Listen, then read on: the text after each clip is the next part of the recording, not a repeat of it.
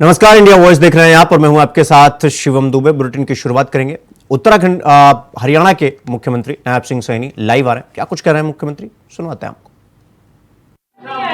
जो फैसले पे बात हुई, जो चुनाव आयोग को आपने भेजा है, वो सरकार ने फैसले ले लिया तो अनुमति के लिए है या नहीं, फैसला कोई नहीं लिया, कोई फैसला नहीं लिया, क्योंकि चुनाव आयोग हमने देखा है, ये तो मैंने बताया है, क्योंकि जब ये कैबिनेट के अंदर विषय आ रहे हैं तो मेरा बताना फर्ज है।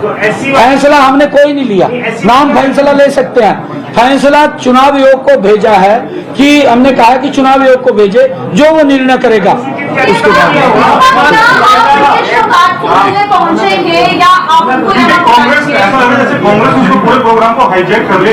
कांग्रेस राजनीति करती है।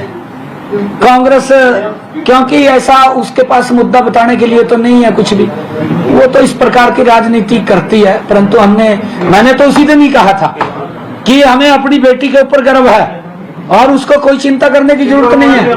हरियाणा सरकार बिल्कुल हमें गर्व है उसके ऊपर। मैं उसका जी बहुत बहुत धन्यवाद आप सबका।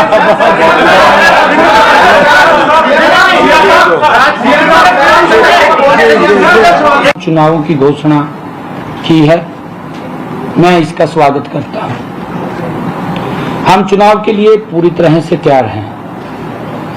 भारतीय जनता पार्टी हरियाणा में तीसरी बार बड़े मैंडेट के साथ सत्ता में आ रही है। हम तीसरी बार हरियाणा में सरकार बना रहे हैं। पिछले 10 वर्षों में हमने हरियाणा का बिना भेदभाव के समुचित विकास किया है। मैं आंकड़ों और तथ्यों के साथ जनता के सामने और हरियाणा की विकास यात्रा का ब्यौरा रखूंगा। साथ साथ विपक्ष के लोगों से भी इस बात के लिए हम पूछेंगे कि जनता के सामने झूठ बोलने से बेहतर तो ये रहेगा कि वो अपने कामों का गुणगान करना चाहिए, उनको बताना चाहिए कि हमने ये काम किया, हम यहाँ पर हैं। झूठ फैलाने में लगे हुए हैं। जनता से भी अनुरोध करूंगा कि कांग्रेस को इनके झूठ के बारे में सबक सिखाने का काम करें। पिछले 10 वर्षों में हरियाणा ने हर क्षेत्र में विकास की ऊंचाइयों को छुआ है। मैं हरियाणा के मतदाताओं से अपील करता हूं कि लोकतंत्र के इस पर्व में बढ़ चढ़ करके भाग लें, अपना मत अवश्य वो डालें। मैं ये अपील करूंगा क्योंकि मतदान महादान है। आप इसके लिए मैं अपील करना चाहूंगा सभी मतदाताओं से कि आप इसके लिए विशेष समय निकालिए और विशेष समय निकाल करके इस लोकतंत्र के पर्व के अंदर हिस्सा लेते हुए लोकतंत्र को मजबूत करने का काम आप लोग करें। ऐसा मैं आग्रह हरियाणा प्रदेश के मतदाताओं से करता हूं। आज मंत्रिमंडल के समक्ष जो अभी पिछले दिनों माननीय सर्वोच्च न्यायालय द्वारा नौकरियों में अनुसूचित जाति के कोटे में वर्गीकरण के संबंध में हरियाणा अनुसूचित जाति आयोग की जो रिपोर्ट थी वो आज रखी गई। उस रिपोर्ट को कैबिनेट ने स्वीकार कर लिया और स्वीकार किया है क्योंकि चुनाव आचार संहिता लगी हुई है। चुनाव आचार संहिता उसको हमने देख करके ये अनुशंसा किया है कि चुनाव आयोग को भेजी जाए रिपोर्ट। जैसा भी चुनाव आयोग उसके ऊपर दिशा निर्देश देगा हम उसको आगे बढ़ाने का काम करेंगे। एक ये अनुशंसा है क्या जी मैं आपको बताना चाहता हूं कि ये 2 प्रकार के वर्गीकरण की सिफारिश माननीय सर्वोच्च न्यायालय ने की है। एक अन्य अनुसूचित जाति, दूसरा वंचित अनुसूचित जाति। उसके अंदर जो ऐसी समाज के अंदर गरीब व्यक्ति है, ऐसे लोगों को, और उसके अंदर आयोग ने ये विश्लेषण भी किया, क्योंकि रिपोर्ट पिछली कैबिनेट के अंदर हमने आयोग को भेजी थी। आयोग ने, जो ऐसी आयोग है, उसने इसके ऊपर विश्लेषण किया कि वंचित अनुसूचित जाति की संख्या में 50% से ज्यादा हिस्सा होने से के बावजूद उनका नौकरियों में प्रतिनिधित्व तुलनात्मक रूप से काफी कम है। ये आयोग ने रिपोर्ट देकर के भेजा है। कौन सी जाती है सर? ये मैं बता रहा हूँ, मैं सारा कुछ बताऊंगा आपको। बात पूरी हो जाए, सवाल बाद में मैं आपको बताऊंगा कि अन्य अनुसूचित जातियों में जैसे चमार है, रेगर है, रायगर है, रामदासी है, रविदासी है, बलही है, बटाई है, मोची है, जाटव है, ये अन्य अनुसूचित जातियों में शामिल हैं। वंचित अनुसूचित जातियों में जैसे वाल्मीकि है, धाणक है, ओड है, बाजीगर है, मजहबी है, मजहबी सिख है, इसके साथ साथ 36 अन्य जातियां भी हैं जो इसके अंदर वंचित अनुसूचित जाति में शामिल हैं। हरियाणा में आज सरकारी नौकरियों में सीधी भर्ती में 20% कोटा अनुसूचित जाति के लिए आरक्षित है। आयोग ने यह सिफारिश किया, मैं आयोग की बात कर रहा हूं, आयोग को हमने पिछली कैबिनेट के अंदर भेजा था। आयोग ने यह सिफारिश की है कि इसका आधा प्रतिशत यानी 10% वंचित अनुसूचित जाति के लोगों के लिए आरक्षित किया जाए। यदि कोई योग्य अभ्यर्थी वंचित अनुसूचित जाति से नहीं मिलता, अगर उससे नहीं मिलता तो उस स्थिति में अन्य अनुसूचित जाति के अभ्यर्थी से उस पोस्ट को भरा जाए, चयन किया जाए उसका। ये उसके अंदर उन्होंने सिफारिश की है। इसी प्रकार उपलब्ध 20% कोटे में से आधा प्रतिशत यानी 10% कोटा अन्य अनुसूचित जाति के लोगों के लिए आरक्षित किया जाए।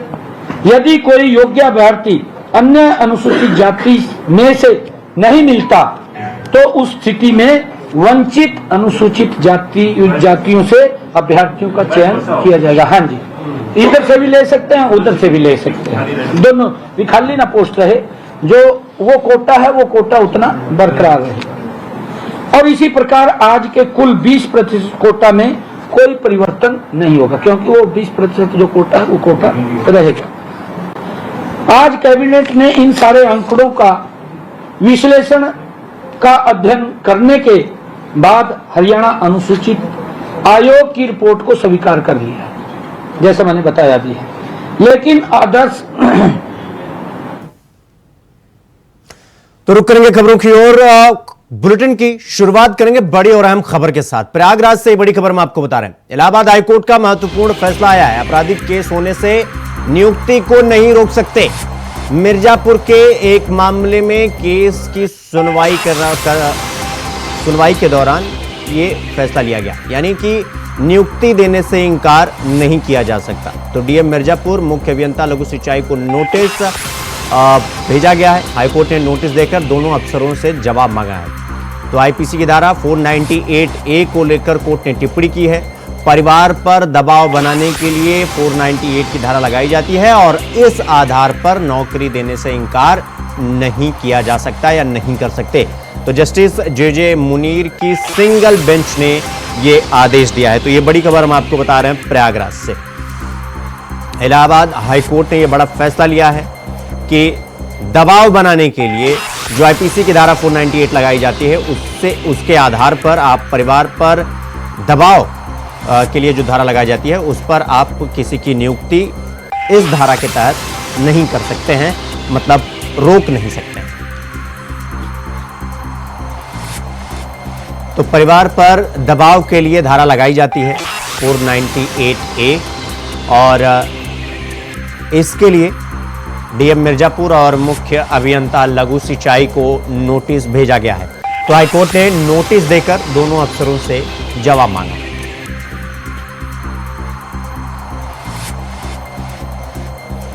इस खबर पर हमारे साथ हमारे सहयोगी शोएब रिजवी हमारे साथ प्रयागराज से जुड़ गए हैं। शोएब, ये जो इलाहाबाद हाईकोर्ट की तरफ से फैसला आया है, क्या कुछ पूरा मामला है और इलाहाबाद हाईकोर्ट ने क्या कुछ कहा इस पूरे मामले में? शोएब, देखिए, एक महत्वपूर्ण आदेश कह सकते हैं। हालांकि जो याचिकाकर्ता है उनकी तरफ से जो याचिका दाखिल की गई थी उसमें एक मामले में उन पर मुकदमा की वजह से उनको ज्वाइन नहीं कराया जा रहा था, उनकी नौकरी के सिलसिले में एक तरह से उनको बाधित किया जा रहा था, जिसको लेकर के वो याचिका की गई थी। दरअसल जो उन पर मुकदमा था वो पारिवारिक विवाद था, उनके भाई का पत्नी से कोई विवाद चल रहा था, उसी सिलसिले में ये विवाद हुआ था, जिसके बाद दूसरे पक्ष ने पूरे परिवार को उसमें एक तरह से आरोपी बनाया था और उसी मामले में उन पर एक मुकदमा दर्ज हुआ था। चूंकि इन्होंने इस एक पद के लिए, टेक्निकल पद के लिए अप्लाई किया था जिसमें इनकी ज्वाइनिंग हो रही थी, जिसमें जो इनका वेरिफिकेशन होता है चरित्र का और उसका, उसमें कहीं ना कहीं जो इनके ये वाद था ये एक कारण बना और इसी वजह से उनको ज्वाइन नहीं कराया जा रहा था, जिसको लेकर के उनकी तरफ से याचिका की। कोर्ट ने इसमें एक कह सकते हैं महत्वपूर्ण बात कही है कि जिस तरह का ये वाद है, जिस तरह के मामले में इनको आरोपी बनाया गया है वो ऐसा मामला नहीं है जिसमें इनको नौकरी में ज्वाइन नहीं कराया जाए और इसी वजह से इस पूरे मामले में अब नोटिस जारी किया गया है संबंधित अधिकारियों को और उनसे इस पूरे मामले में जवाब मांगा गया है, क्योंकि जो विवाद था वो उनकी भाई की पत्नी से आपसी विवाद था, उसी मामले में दूसरे पक्ष में पूरे परिवार को, तो उन लोगों का इस तरह का कोई गंभीर एक तरह से कह सकते अपराध नहीं था जिस तरह की चीजों में उनका नाम लिखा गया था और इसी वजह से ये याचिका दाखिल की गई और एक तरह से कह सकते कि उनको राहत दी गई है और कोर्ट ने अब संबंधित विभाग के अधिकारियों से इस पूरे मामले में जवाब मांगा।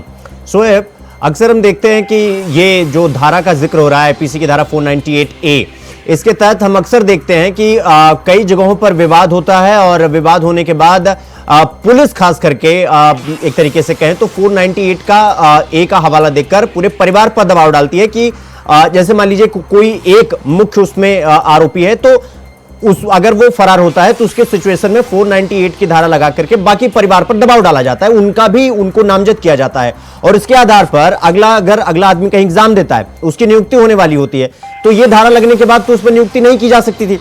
क्या ये इलाहाबाद हाईकोर्ट का ये फैसला एक महत्वपूर्ण और एक अच्छा फैसला? शोएब, बिल्कुल शिवम, ये जो बातें आप कर रहे यही पूरे वाद का महत्वपूर्ण बिंदु भी है कि कोर्ट ने यही कहा है कि जिस तरह से इस धारा के जरिए एक ऐसे लोगों को जो परिवार के सदस्य हैं लेकिन उस अपराध से उनको कोई लेना देना नहीं, लेकिन जिस तरह से उसमें आरोपी बनाया गया और उससे फिर उनके आगे के भविष्य पर इस तरह की स्थितियां बन रही हैं, उन्हें ज्वाइन नहीं कराया जा रहा, तो उसी को लेकर के कोर्ट ने अब कहीं ना कहीं जवाब मांगा है संबंधित अधिकारियों से और उसके बाद अब इस पूरे मामले पे कह सकते हैं कि कोर्ट ने उन्हीं चीजों को रेखांकित किया जैसा आप बता रहे हैं कि इस धारा के जरिए पूरे परिवार को इसमें जो एक तरह से आरोपी बनाना और उन पर इस तरह से मुकदमा होना, इसी को लेकर के अब कोर्ट ने जवाब मांगा है और फिर अगली सुनवाई पर ये बहुत साफ हो पाएगा कि किन परिस्थितियों में ये फैसला लिया गया विभाग द्वारा और विभाग इस पर क्या जवाब देता है। जिस तरह से कोर्ट ने जिन चीजों को इंगित किया है क्या वही वजह, अगर वही वजह है तो कहीं ना कहीं ये इस मामले में जो अभ्यर्थी है उसके लिए बड़ी राहत हो सकती है क्योंकि इसके कैरियर का सवाल है और अगर कोर्ट ने जिन शोएब, तो इलाहाबाद हाईकोर्ट की तरफ से किसे किसे नोटिस भेजा गया है जवाब देने के लिए?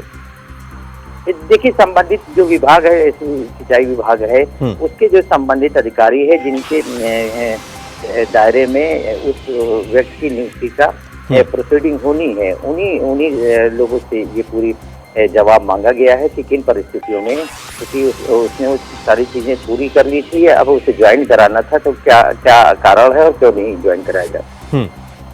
शोएब, ठीक है। शोएब, बहुत बहुत धन्यवाद आपका हमसे जुड़ने के लिए और इस खबर पर जानकारी हमारे साथ साझा करने के लिए। रुक करेंगे अगली खबर की ओर। कोलकाता आरजीकर मेडिकल कॉलेज और अस्पताल में घटित बलात्कार हत्याकांड मामले के खिलाफ लगातार देश भर में प्रदर्शन जारी है। अलग अलग जगहों पर लोग विरोध जता रहे हैं, तो वहीं इसको लेकर किसने क्या कुछ कहा, चलिए आपको सुनवाते हैं।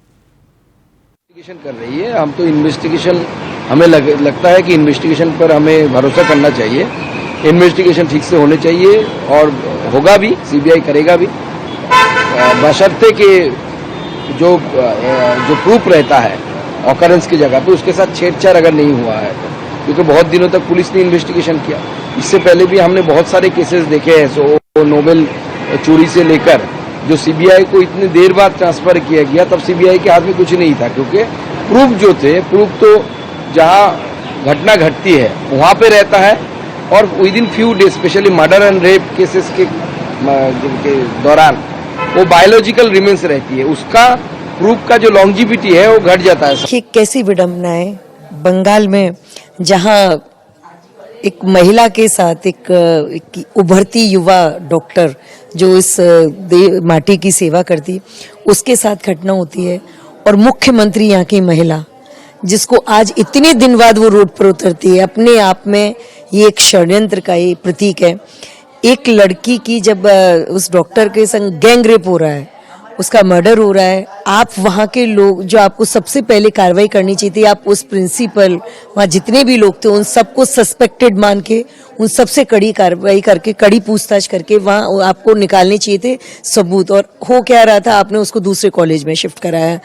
ममता जी जिस ड्रामा क्वीन, मैं उन्हें कहना चाहूंगी, संदेश खली से लेके पूरे देश ने बंगाल की आवाज उठाई थी।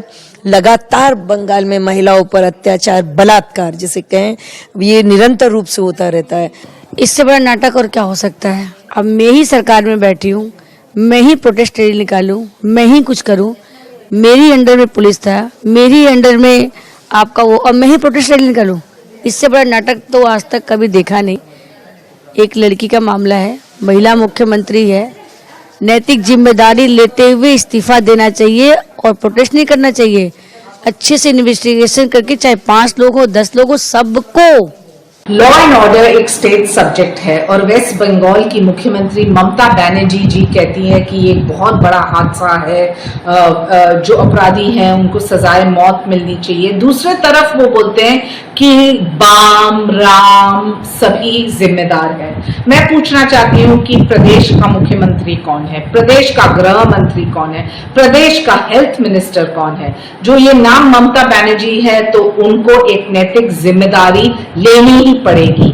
जो रैम्पेज और वैंडलिज्म हमने देखा आरजी कार मेडिकल कॉलेज में, उससे एक चीज स्पष्ट है कि जो भी सबूत वहां मौजूद था, इसके साथ खिलवाड़ हुआ है।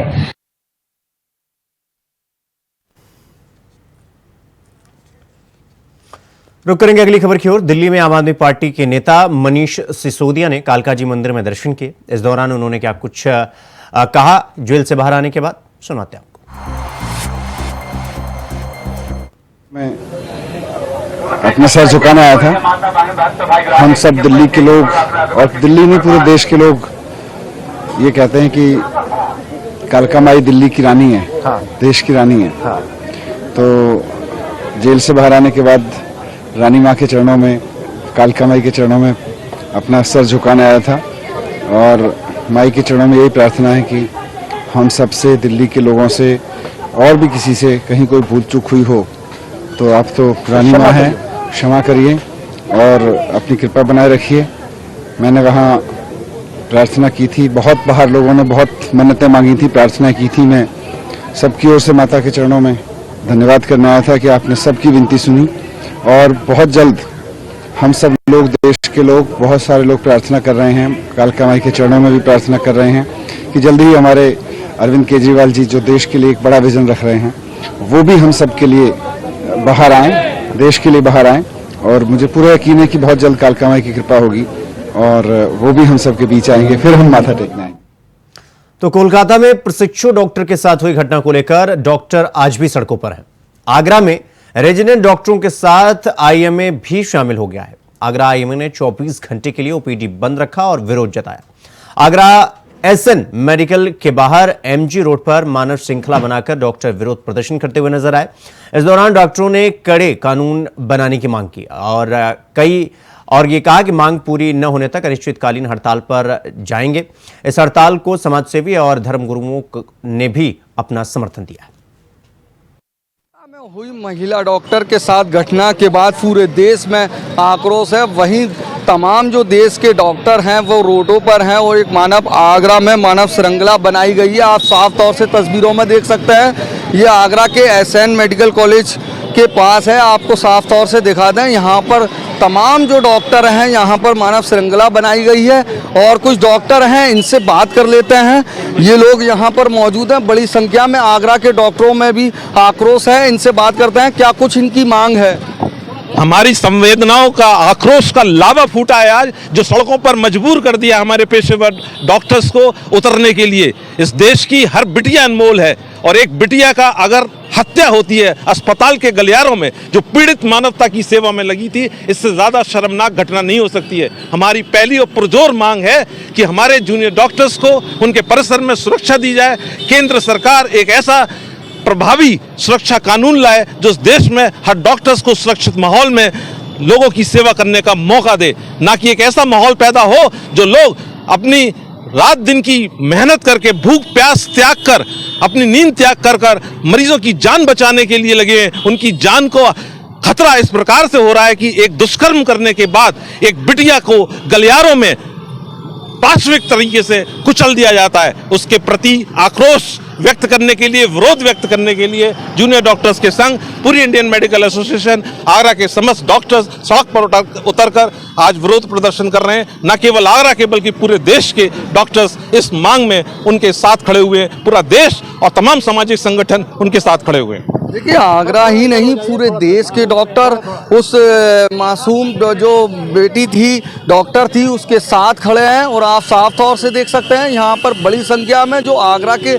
जूनियर हैं, जूनियर डॉक्टर हैं, वे भी यहाँ पर मौजूद हैं, विरोध प्रदर्शन कर रहे हैं। और तमाम बड़ी लाइन लगी है जो आगरा के इमरजेंसी के सामने है।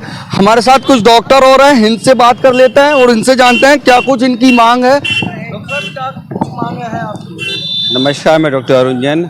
हमारी ये मांग है कि बंगाल में एक महिला, खाली वो चिकित्सक नहीं है, एक महिला है, उसके साथ अकेले में जो गैंग रेप हुआ, और सबसे खराब चीज़ ये है कि उसको छुपाने की कोशिश करी गई प्रशासन द्वारा, वहाँ के एडमिनिस्ट्रेशन द्वारा। उसकी जो बुरा हाल किया गया है, रूह कांप जाती हैं जब उसकी न्यूज़ हम सुनते हैं, किस तरह से उसको टॉर्चर किया गया। एक बड़ी साजिश का पर्दाफाश करने वो जा रही थी, उसकी आवाज़ को दबा दिया गया। तो ये लोकतंत्र की हत्या है, नारी की इज्जत की हत्या है। हमारी डिमांड है कि जो भी दोषी हैं को कड़ी से कड़ी सजा मिले, उन्हें सलाखों के पीछे पहुंचाया जाए और एक नसीहत पैदा की जाए कि उन्हें सरेआम गोली मारी जाए, ताकि और लोग रेप करने से पहले उनके कांपे वो लोग। देखिए, यहाँ पर डॉक्टरों का साफ तौर से कहना है जो आरोपी है और इसको कड़ी से कड़ी सजा दी जाए। यहाँ हमारे साथ कुछ महिलाएं हैं, युवतियां हैं, जूनियर डॉक्टर हैं, इनसे बात करते हैं। क्या कहेंगे, किस तरीके से मांग है? डॉक्टरों को इंसाफ मिलना चाहिए। वो लोगों की जान बचाते हैं, उनके साथ ये हो रहा है। ये बैनर पकड़ना, मोमबत्ती पकड़ना, ये नहीं, इंसाफ चाहिए लड़की को। हमारी बहन है वो। देखिए, हर एक जूनियर डॉक्टर हो या सीनियर डॉक्टर हो, उनकी साफ तौर से मांग है कि उनको इंसाफ मिलना चाहिए। और तमाम यहाँ पर बड़ी लाइन लगी है, डॉक्टरों की मानव श्रृंखला है, और जिसमें जस्टिस फॉर डॉक्टर और डॉक्टरों के लिए एक कानून बनाने की भी बात यहाँ पर कही जा रही है कि भारत सरकार डॉक्टरों की सुरक्षा के लिए कानून बनाए। तो उत्तर प्रदेश के मुख्यमंत्री योगी आदित्यनाथ गाजीपुर से लाइव आ रहे हैं। क्या कुछ कह रहे हैं मुख्यमंत्री, सुनवाते हैं आपको। वरुण सिंह स्टेडियम के माध्यम से प्रशिक्षण प्राप्त किया।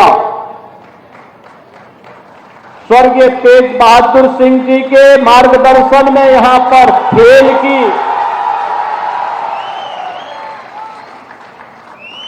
दीक्षा लेकर के आगे बढ़े और 1980 के बाद फिर से हॉकी इंडिया का परचम वैश्विक मंच पर लहराया है। ऐसे से ललित कुमार उपाध्याय जी और राजकुमार पाल जी,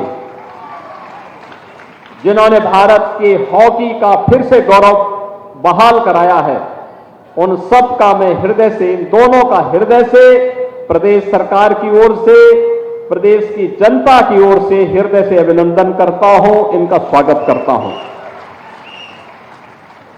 बहनों और भाइयों, हम सब जानते हैं कि फ्रांस की राजधानी पेरिस में ओलंपिक खेलों का आयोजन 26 जुलाई से 11 अगस्त के बीच संपन्न हुआ और इस आयोजन के माध्यम से भारत ने 1 रजत और 5 कांस्य पदक जीते, जिसमें उत्तर प्रदेश के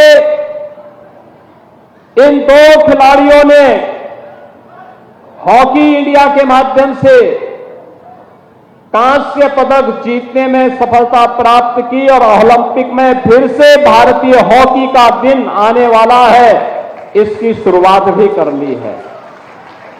अभी मैं देख रहा था, जब मैं पेरिस ओलंपिक में भारत के खिलाड़ियों के शौर्य का प्रदर्शन देख रहा था, श्री नीरज चोपड़ा ने जेवलिन थ्रो में रजत पदक, सुश्री मनु भाकर ने शूटिंग में एकल प्रतियोगिता में कांस्य पदक और सुश्री मनु भाकर और श्री सरबजोत सिंह ने शूटिंग मिक्स में डबल प्रतियोगिता में कांस्य पदक, श्री स्वप्निल कुशाले ने शूटिंग में कांस्य पदक, श्री अमन सहरावत ने कुश्ती में कांस्य पदक और भारतीय हॉकी टीम ने, पुरुष टीम ने भी इस प्रतिष्ठित प्रतियोगिता में कांस्य पदक जीत करके भारत का गौरव बढ़ाने का काम किया है। ये सभी खिलाड़ी युवा ऊर्जा के धनी हैं। इनकी प्रतिभा, इनकी ऊर्जा देश के गौरव को बढ़ाने के लिए मैं इनका हृदय से अभिनंदन करता हूं, स्वागत करता हूं। बहनों और भाइयों, हम सब जानते हैं कि भारतीय हॉकी टीम के 2 सदस्य श्री ललित कुमार उपाध्याय और श्री राजकुमार पाल, ये दोनों वाराणसी गाजीपुर से संबंधित हैं, यहां से अपना संबंध रखते हैं, उत्तर प्रदेश से अपना संबंध रखते हैं। और इस अवसर पर मुझे बताते हुए प्रसन्नता है कि जब टोक्यो ओलंपिक में ललित कुमार उपाध्याय ने भारतीय हॉकी टीम के साथ उस समय मेडल जीता था, तो मैंने पूरी भारत की उस टीम को, जिन्होंने टोक्यो ओलंपिक में पदक जीते थे, उस टीम को भी बुलाया था और उत्तर प्रदेश के उन सभी खिलाड़ियों को भी मैंने बुलाया था जिन खिलाड़ियों ने वहां पर प्रतिभाग किया था, वहां पर पदक जीते थे। उन सबको मैंने लखनऊ बुलाया था और लखनऊ में कान्हा स्टेडियम में बड़े समारोह में उनका सम्मान का कार्यक्रम रखा गया था, जिसमें उत्तर प्रदेश भर के खिलाड़ी बुलाए गए थे। उस समय हमने सबको सम्मान किया था। फिर ऐसा ही कार्यक्रम हम लखनऊ में आयोजित करने की व्यवस्था फिर से करने जा रहे हैं। और लेकिन मैं अभी से इसके लिए जरूर बता दूं कि इन दोनों खिलाड़ियों ने जो ओलंपिक में पदक जीता है, इन दोनों खिलाड़ियों को हम उत्तर प्रदेश सरकार की तरफ से 1-1 करोड़ रुपए की राशि तत्काल प्रदान करने की व्यवस्था इस आयोजन के माध्यम से लखनऊ में आयोजित होने वाले समारोह में करने जा रहे हैं। हम अन्य खिलाड़ियों का भी सम्मान करेंगे। जो भी खिलाड़ी प्रतिभाग किया है उत्तर प्रदेश का। तो बुलेटिन में फिलहाल अभी के लिए बस इतना ही। देश और दुनिया की तमाम खबरों को देखने के लिए देखते रहिए न्यूज़। नमस्कार।